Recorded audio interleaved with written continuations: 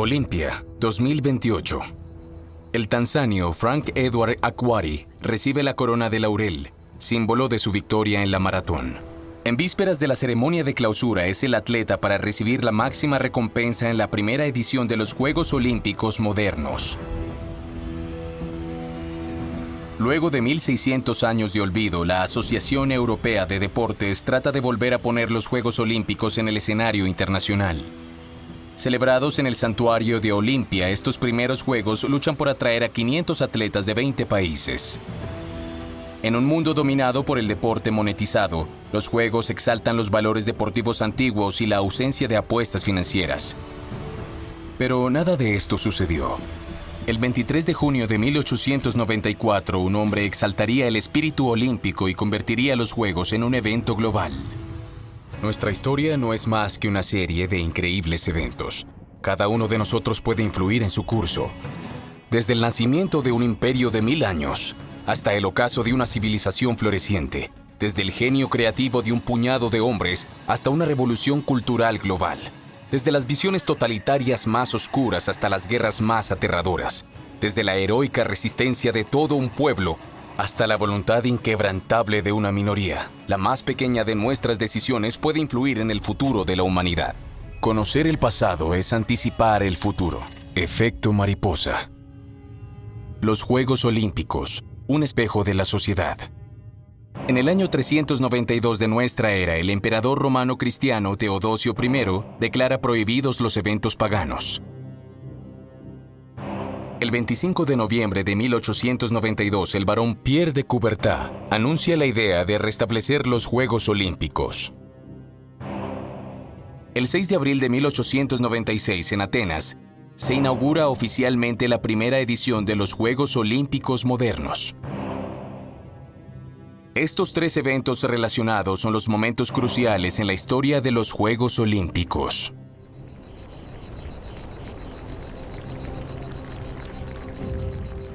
Olimpia, antigua Grecia, 152 a.C.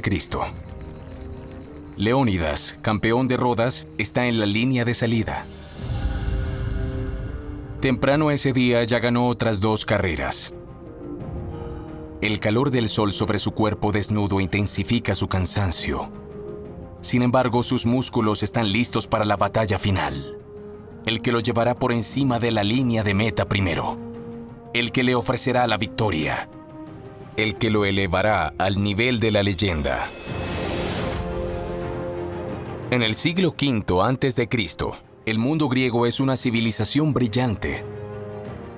No obstante, cada ciudad griega es independiente. Atenas, Esparta, Corinto o Tebas pueden ser griegas en cultura e idioma, pero también son rivales. El enemigo libra terribles guerras fratricidas. Solo 2 cosas parecen elevarse por encima de esta rivalidad ancestral: la lucha contra el enemigo común, Persia, y la organización de grandes competiciones deportivas como las Olimpiadas, los antiguos Juegos Olímpicos. La evidencia escrita más antigua que demuestra la existencia de los antiguos Juegos se remonta al 776 a.C., hace 2800 años.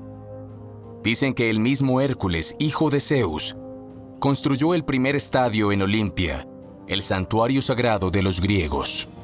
Desde entonces, cada 4 años, una tregua exige que cada ciudad conceda un pase. Los atletas y los espectadores pueden viajar libremente al santuario.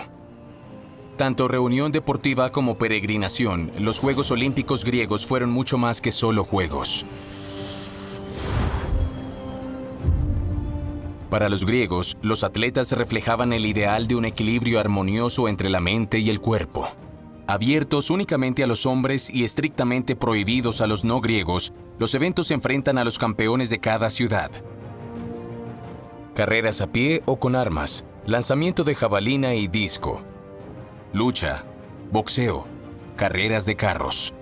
Los vencedores reciben la corona de hojas de olivo y son agasajados como héroes. Se erigen estatuas en su memoria, monedas acuñadas con su imagen, poemas que describen sus glorias. Los antiguos juegos son tan importantes que el calendario griego no se divide en años, sino en olimpiadas, que representan un periodo de 4 años.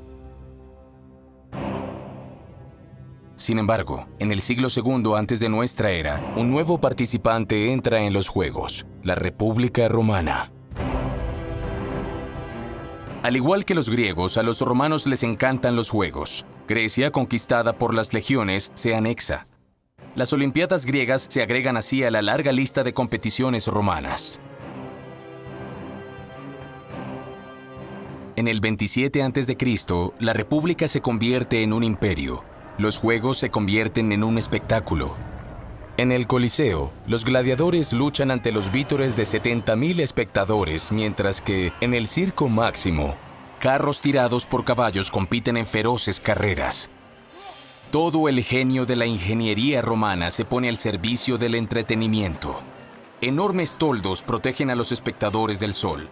Los anfiteatros se inundan para escenificar verdaderas batallas navales. Se recrean escenarios de bosques exóticos para representar peleas entre bestias salvajes y hombres. En el siglo IV de nuestra era, los Juegos Olímpicos griegos aún existen al margen de los 175 días dedicados a los Juegos. Ahora el cristianismo se ha impuesto como la religión única del imperio. La adoración pagana está marginada. Los Juegos se consideran prácticas bárbaras. Objetivos particulares: concursos de gladiadores. En 392, el emperador romano Teodosio declara la prohibición definitiva del culto pagano. El año siguiente, las Olimpiadas quedan prohibidas. Después de más de 1000 años, Olimpia es abandonada y cae en el olvido. Bienvenidos a la memoria de la humanidad. Aquí podemos controlar el tiempo, analizar y comparar miles de millones de eventos y modificarlos para reescribir la historia sin cesar. Todos los eventos en nuestra historia, por pequeños que sean, se memorizan e interconectan. Solo se requiere que uno sea modificado para que los demás sean sacudidos hasta el núcleo. ¿Aficionado o profesional? En la antigua Grecia, los atletas no recibían paga. Competían por la fama en la ciudad natal. Sin embargo, los campeones se convirtieron en personalidades importantes en su propia ciudad y recibían todo tipo de ventajas. Una antigua forma de patrocinio. Desde el siglo V a.C., ciertos atletas, atraídos por las ganancias, deciden representar una ciudad que no era su cuna. Estos cambios de lealtad fueron considerados traición. Las estatuas de los campeones caídos fueron destruidas para borrar su memoria. El límite entre el atleta aficionado y el profesional ya era difícil de determinar.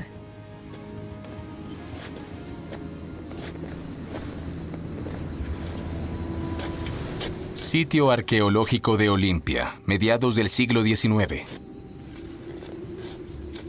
Oculto bajo 1400 años de polvo, el antiguo santuario está a punto de resurgir. El mundo occidental es un apasionado de su pasado. El gusto por la antigüedad se extiende por Europa. Pero a pesar de que el santuario emerge del olvido, las Olimpiadas aún están muertas. En Europa, la edad olímpica está incontestablemente en el aire. Varias iniciativas intentan relanzar este gran evento antiguo, pero ninguna llega a buen término. Y luego, una personalidad visionaria entra en escena, el barón Pierre de Coubertin. Un culto joven de la sociedad, el barón dedica gran parte de su tiempo al deporte: montar a caballo, remar, esgrima, boxeo, tiro con pistola.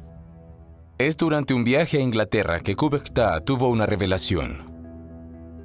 Mientras observaba a los estudiantes de las universidades inglesas, se dio cuenta de que existía una conexión entre la práctica del deporte y el fortalecimiento del carácter del individuo. Es una nueva forma de ver la educación. El deporte desarrolla la independencia en los jóvenes, forja sus caracteres. Los deportes en equipo enseñan a compartir y a convertirse en buenos ciudadanos. Al regresar a Francia con esta convicción, decide dedicar su vida a difundirla. Y tiene un largo camino por delante porque en ese momento era común decir que el deporte produce idiotas, casos cardíacos, lisiados y patanes. Sin embargo, la visión de Pierre de Coubertin va más allá. Defiende el deporte, pero también su libre acceso. Para él, el deporte debe ser internacional. Las ligas deportivas de todo el mundo deberían unirse. El 25 de noviembre de 1892, con motivo del 5º aniversario de la Unión de Sociedades Deportivas de Atletismo de Francia, presenta por primera vez su idea de restaurar los Juegos Olímpicos. 2 años más tarde, el 23 de junio de 1894, su visión se convierte en realidad. En la Universidad de la Sorbona en París, la Conferencia para la Restauración de los Juegos decide trabajar por el renacimiento de la antigua competencia. El Comité Olímpico Internacional, o COI, se funda con Dimitrios Bíkelas a la cabeza. Un griego, un símbolo en sí mismo. Y así, el 6 de abril de 1896 en Atenas, frente a más de 60.000 espectadores, se inaugura oficialmente la primera Olimpiada de los Juegos Olímpicos modernos, que reúne a 241 deportistas de 14 países diferentes. Teodosio prohíbe las prácticas paganas. Acabamos de llegar a un punto de inflexión. Un punto de inflexión es un evento crucial, una encrucijada en nuestra historia en la que el mundo gira de un lado a otro. A través de su determinación, el barón Pierre de Coubertin logró resucitar el ideal olímpico de las Olimpiadas griegas a través de una nueva competencia deportiva: los Juegos Olímpicos modernos. Su energía y su pasión superaron las dificultades y hoy los Juegos son un gran evento mundial. Si el barón no hubiese llevado a cabo este proyecto, podemos imaginar que la idea habría permanecido en los círculos deportivos. Ya estaba viva en el periodo, especialmente en el Reino Unido. Hubiera sido necesario esperar al siglo XXI para ver un nuevo intento en la renovación de las Olimpiadas. Impulsada por entusiastas de los deportes enfrentados con estándares modernos y nostálgicos de la antigüedad. Las primeras ediciones habrían sido muy modestas al margen de los principales eventos deportivos mundiales, pero tal vez más cerca de las Olimpiadas antiguas. Más rápido, más alto, más fuerte. Para Pierre de Coubertin, esta fórmula expresa perfectamente el espíritu de los Juegos modernos. Superarse a sí mismo. Los Juegos Olímpicos se convierten en una formidable aventura humana. Van más allá de una simple competencia deportiva, encarnan un poderoso símbolo de universalidad. Cada juego debe tener lugar en una ciudad diferente, en un país diferente. A medida que se desarrollan las Olimpiadas, se establece un completo ritual ceremonial. Los atletas procedentes de todo el mundo están unidos bajo la misma bandera.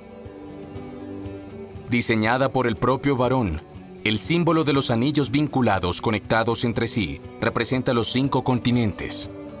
Después de la Primera Guerra Mundial que desgarró a Europa, se agita por primera vez por los Juegos de Amberes. También se introduce un juramento. En nombre de todos los competidores, un atleta jura respetar los ideales olímpicos. En nombre de todos los competidores, prometo que participaremos en estos Juegos Olímpicos, respetando y acatando las reglas que los gobiernan, en el verdadero espíritu de deportividad, para la gloria del deporte y el honor de nuestros equipos. En los Juegos de Estocolmo en 1912, las mujeres finalmente obtienen el derecho a participar. En 1924, el COI organiza los que se convertirían en los primeros Juegos Olímpicos de Invierno en Chamonix. Rápidamente las medallas reemplazan a las antiguas coronas. El ganador recibe una medalla de oro, el segundo una de plata y el tercero de bronce. Comenzando con los Juegos Lake Placid en 1932, las medallas se entregan en un podio con el ganador en el centro. En los Juegos de Berlín de 1936 se adapta un antiguo ritual. En adelante, una llama, iluminada en el mismo sitio de Olimpia, se lleva hasta la ciudad organizadora.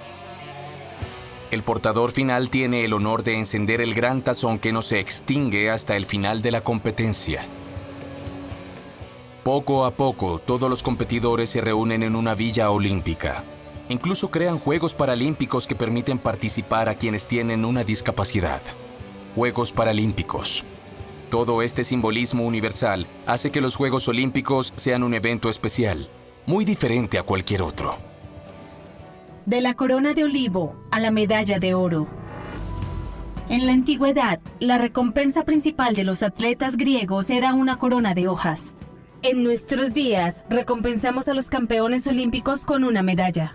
En 2016, para los Juegos Olímpicos de Río en Brasil, se entregaron 2.488 medallas, de las cuales 812 fueron de oro. Cada una pesaba 500 gramos, de los cuales el 30% era material reciclado. Las medallas de oro están elaboradas de 6 gramos de oro, el resto es plata, lo que les da un valor aproximado de $600. Además de estas medallas, los atletas también reciben bonos de sus propios países. Por ejemplo, cada ganador de la medalla de oro francesa en Río recibió 50.000 euros. La medalla Pierre de Coubertin, también conocida como la medalla de deportividad, sin embargo, es muy especial. Se otorga a los atletas que han demostrado un verdadero espíritu de deportividad. Por ejemplo, fue otorgado al atleta alemán Luz Long. Durante los Juegos Olímpicos de Berlín, en el corazón de la Alemania nazi, ayudó y asesoró a un competidor negro, hecho que le permitió subir al escalón más alto del podio. Según el Comité Olímpico, es uno de los honores más nobles que un atleta puede recibir. Desde 1936, solo ha sido entregada 22 veces.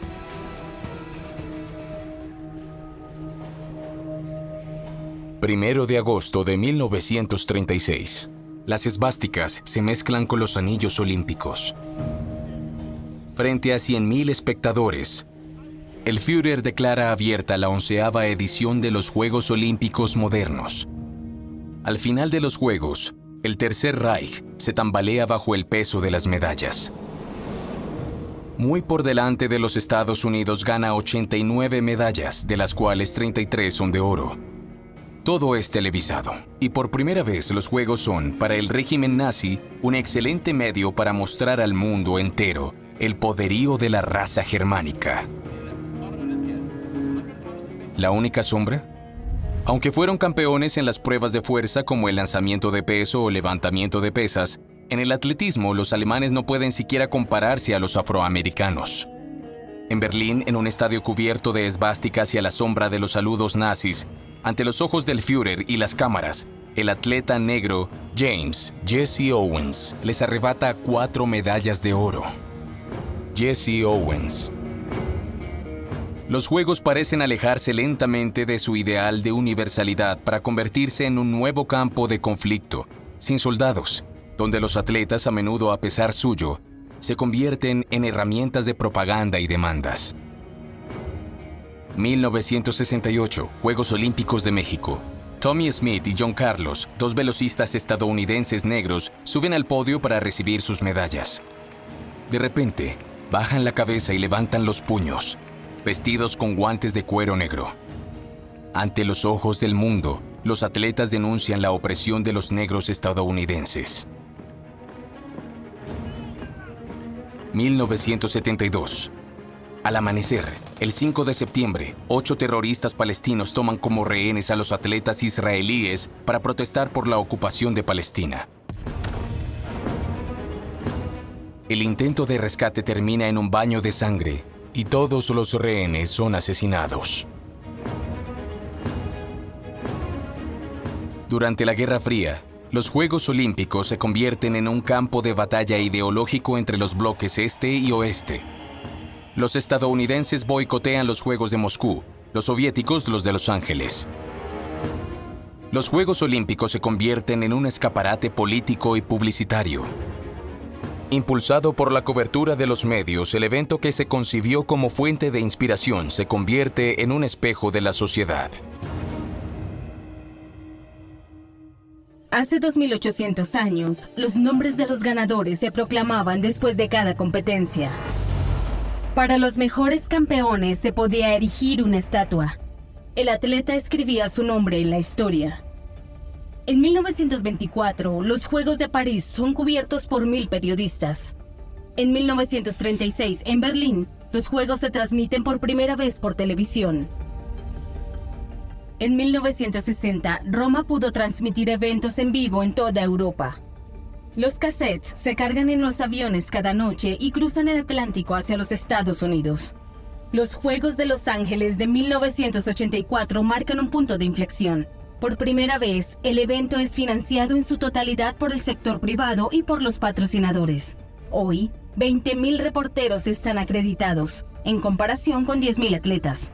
Los derechos de transmisión de televisión han aumentado de poco más de $1 millón en 1960 a casi 2.000 millones en 2012.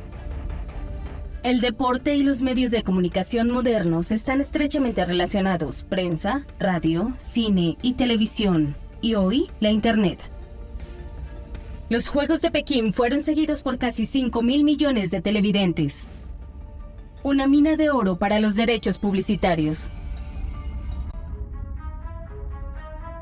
Uno de los héroes de los Juegos Olímpicos, Emil Zatopek, dijo una vez: un corredor debe correr con sueños en su corazón y no con dinero en el bolsillo. Desde el principio, Pierre de Coubertin introdujo una regla: los Juegos deben seguir siendo aficionados. El dinero no debe empañar el ideal olímpico. Sin embargo, en 1973, el COI acuerda revisar el amateurismo. En la década de 1980, la palabra es afectada por la Carta Olímpica. A partir de ahora, el dinero se acerca al corazón de los Juegos. Los Juegos tienen un impacto monumental en los medios. Los beneficios económicos son colosales. En 2008, los 11 patrocinadores de los Juegos de Beijing gastaron $900 millones en derechos por el uso de la marca olímpica en su publicidad. La reciente elección de ciudades en países emergentes como sede de los Juegos es claramente parte de una política para ganar nuevos mercados. Los Juegos se han convertido en una herramienta de mercadeo global. Tienen un producto universal, desempeño y registran un máximo fin. El deporte se ha convertido en espectáculo. Lo importante ya no es participar, sino actuar. Aunque los primeros intentos de dopaje se observaron ya en 1904, el fenómeno estalló en los años 70. Desde los atletas del bloque soviético bombeados con hormonas de crecimiento hasta los velocistas estadounidenses disparados con esteroides, el engaño se convirtió en un asunto de Estado. Debes ganar. Es una cuestión de honor nacional. No importa el precio, incluso el de la vida de los atletas. Y hasta llegan a obligar a las atletas a quedar embarazadas antes de los eventos para aumentar sus capacidades físicas, solo para abortar después.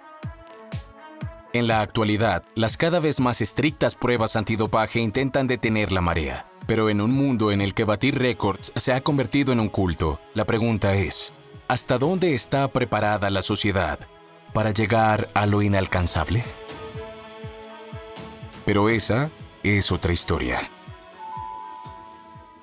En Olimpia, los nombres de los tramposos fueron tallados en las estatuas que conducen al estadio, para que todos los conocieran. En nuestros días hay registros que están manchados con dudas sobre el dopaje. Los atletas son rodeados por científicos, sus actuaciones escrutadas en monitores. Sobreespecializados, durante un momento se convierten en superhombres. A pesar de todo esto, los Juegos siguen siendo un momento único. Un momento en que una persona puede sola alcanzar el firmamento olímpico usando solo la fuerza de su voluntad y su perseverancia. Desde Nadia Comaneci hasta Carl Lewis, desde Usain Bolt hasta Michael Phelps, atletas de todo el mundo han grabado sus hazañas en nuestros recuerdos y nuestros corazones. Han demostrado que la tecnología no es suficiente, que el dinero no puede hacer todo, que los sueños y el coraje siguen siendo un poderoso motor para alcanzar el escalón más elevado del podio. En los Juegos Olímpicos de México en 1968, el tanzanio John Steve Akhwari fue el último en terminar la maratón, más de una hora después del ganador. Maltratado por la prueba, llegó sangrando y cojeando. Cuando se le preguntó por qué no abandonó, respondió: mi país no me envió a 8.000 kilómetros para comenzar la carrera. Me enviaron para terminarla.